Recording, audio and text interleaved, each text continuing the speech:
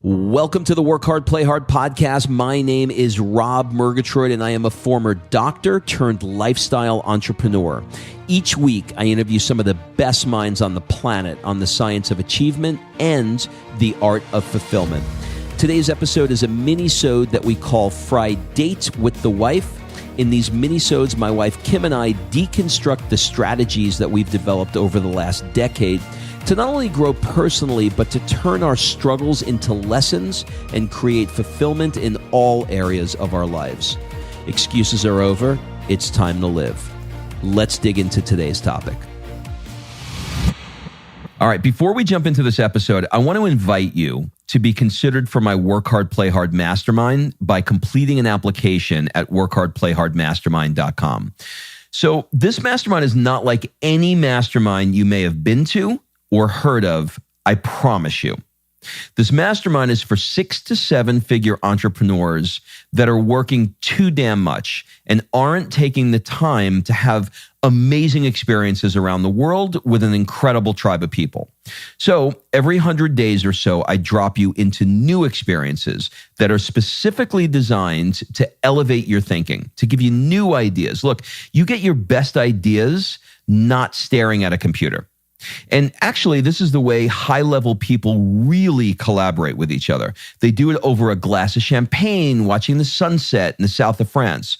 So if you are ready to do some fun stuff around the world and really, really want to level up your tribe in one shot, fill out an application at workhardplayhardmastermind.com. We'll jump on a call and we'll see if it's a good fit. All right, let's jump into today's episode. Well, Kimberly, we are in some crazy times right now, Murgatroyd. How are you? I am good. How are you? I'm good. A lot happening, huh? Yeah, it's crazy. I mean, I feel like we're coming out of 2020, man. The flying fucking spiders are next or some shit. I don't know. Yeah. But you can't catch a break in 2020, apparently. No, it's been crazy. But you know what I learned? What'd you learn? Everything's always working out for us. Where'd you learn that? Esther Hicks. So for those people that have no idea who our new friend Esther is, a lot of people know who Esther is. I was not one of them. I've heard of her. Okay, so Esther Hicks is a woman who channels a group of spirits on the other side. I told you you had to have an open mind for this, called, as a collective, Abraham Hicks.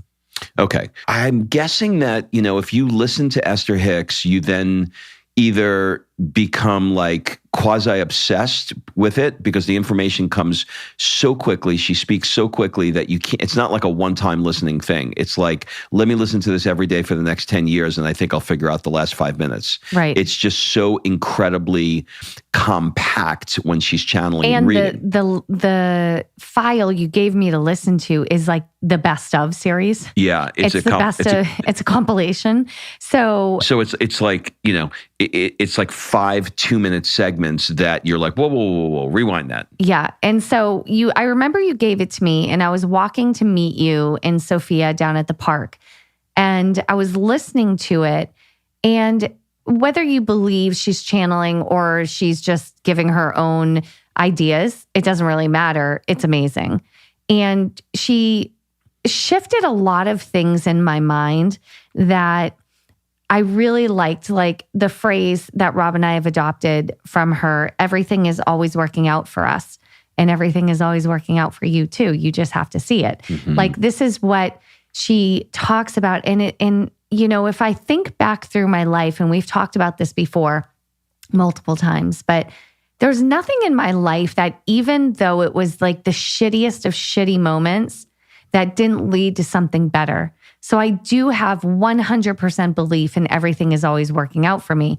It's very difficult to have that belief when you're in the shitty moment. It's easy to have that belief after the fact. And so when I look through all of the things that have gone on in 2020, and I find the silver lining or the positive part of it, or, maybe things will shift in our culture and how we interact with each other in a more positive way. Maybe people will have more gratitude. Maybe our earth was healing, all of those things. There was just so many things that I was getting from this one recording that it was comforting to me. So now I go to bed listening to this one recording, and I usually get about 30 minutes in, and then I wake up and shut the recording off, and I'm able to sleep like a baby. And it's honestly been one of, other than Tony Robbins, when you introduced me to that, this is probably one of the more life-changing things that I've listened to. Yeah, I agree. And what's cool about this is you and I are experiencing it, as newbies for the first time and doing it together. So that's kind of special. One of the things that I did an interview yesterday with a guy named David Bayer, who will probably be coming out in the next month. And he's really, really good. I guess I'm going to classify him as a motivational speaker. And he's also an Esther Hicks fan. And he said to me, look, how do you know that the thing that you think is not going on, and the thing that's happening in your life right now that you are pissed about, or that you're trying to get a specific goal, but you have all these obstacles that keep popping in the way? How do you know that those obstacles are not precisely the plan that the universe is giving you?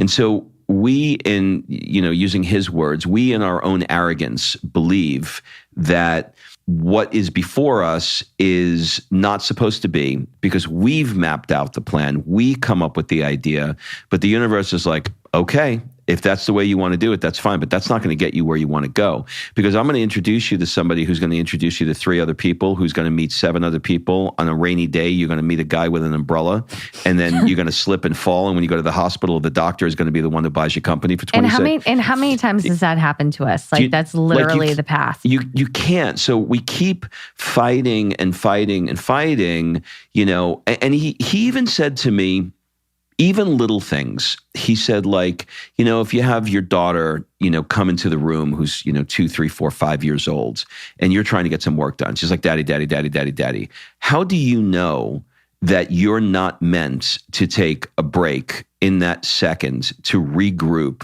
so that you can allow an idea that's about to form to come through you while you're connecting with your daughter? Or connecting with your daughter is going to put the love in your heart that you need in order to vibe the vibe that you need to attract it to you. So all these distractions that we look at, there's no way that we could know whether they are or they're not. So there's a guy named Michael Singer who was Tony Robbins' wife. I think he was a coach for Sage or something like that. He's a guy he had a $1 billion company, exited, and he wrote this book called the Untethered Soul. And his second book is called The Surrender Experiment. And the concept of the book is pretty much what we've been talking about, which is to just surrender to what is. So, well, the whole thing with Abraham, Esther, I don't know which one we want to refer to. Let's call it Abraham, because I think that's the one. Yeah. That's the collective group that speaks of through her. Yeah. So the whole thing is based on law of attraction, right? So your vibe attracts your tribe. What you're putting out into the universe, the vibe you're putting out into the universe is what you're going to get back. We've talked about this before when you're having a bad day and the 17 things that happen to you in a row that suck. And you're like, oh my God, this whole day. But if you shift your energy, you shift your mindset, you change your state, all the things Tony Robbins teaches you. And this all comes together. And one thing that I love with Abraham is the emotional guidance scale. And if you just Google, or we can link it too, but emotional guidance scale, you'll see this thing that just makes sense. And it's like a spiral going up on the positive and a spiral going down on the negative. And, the lowest vibe emotion is fear, depression, powerlessness, and being a victim. That's as low as it gets. And that's really where the country is right now. And we need to raise your vibration. We got to raise the vibe, even if it's just going from there to hatred. Hatred is a higher vibe than that, and then if you can get to hatred, then maybe you can get to blame. And then you can get to disappointment. And then you can get to frustration. And then you can get to pessimism.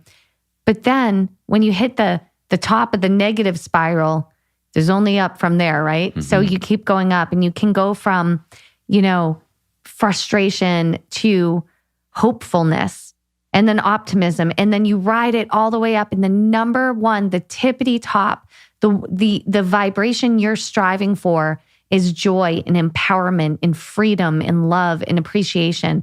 That's what it is. It's all about seeing everything. Like, it's what you bringing me, Abraham Hicks, clicked everything I've been learning for the last 15 years.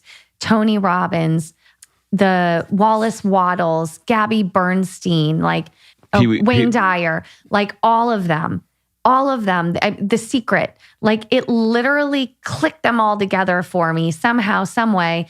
And this emotional guidance scale, I've become obsessed with it because I listened to Gabby Bernstein talk about it, and you can literally take yourself or your spouse or your child or whoever and see what emotion they're in and try to help them move up the guidance scale and move out of that and into aiming for love and appreciation and gratitude and joy. And I think that's one of my biggest takeaways from doing this. So it looks like I'm sticking my head in the sand. And if you look at my social media, it might look all Pollyanna and we're skipping and going to the beach. But part of that is raising our vibration so we can do better and do better for this world. Amen. Drop the mic. I think where there's confusion with that, or certainly where I had confusion around this, is I now understand that what you're doing is you're reaching for the next best emotion. And, I'm the guy that wants to go to the top. So if I'm feeling like shit and I look at the scale, I say, well, fuck the other 37 things in between what I'm feeling and the top. I'm going to go right to the top and I'm going to feel joy. The problem is that if you're not there, and it's just too hard for you to get there, then all you really need to do is to reach for the next best emotion, just the one a little higher. So if you're not feeling great, but you can somehow wrap your mind around hope, just to feel hopeful. If that's possible, that's going to move you into the right side of that scale pretty quickly. You don't have to get into joy. You don't have to get into love. You could just get into hope. So, if we could, with all of this that we have going on right now, without, picking sides or getting into politics or none of that, if we could just all have some hope that things will be better and that we will be healed as a planet, we're going to raise the collective vibration up with everybody. And so I think that's what she's trying to say there. I think it is what she's trying to say. And allow what's going to unfold, and you do your part in whatever that is to make sure that you're raising your vibration, that you're taking care of you and the people around you. I think that was a big lesson. I know for you, what you talked about surrender last night and that. So what is that for you?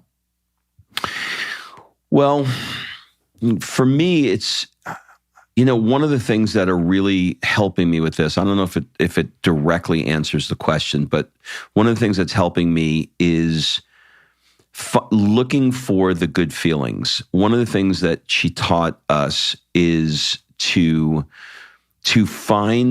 set your intention for the day and to use, she calls it Magellan, right? I guess he was the explorer.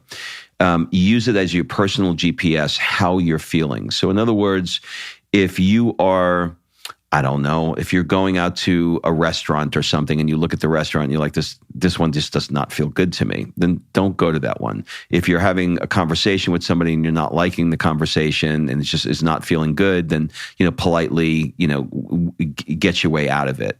And there's all kinds of, little things in between. And it's an interesting thing to do, to go through your day and to notice what feels good and notice what doesn't feel good. It's very easy for us to trick ourselves and to, sort of push through things.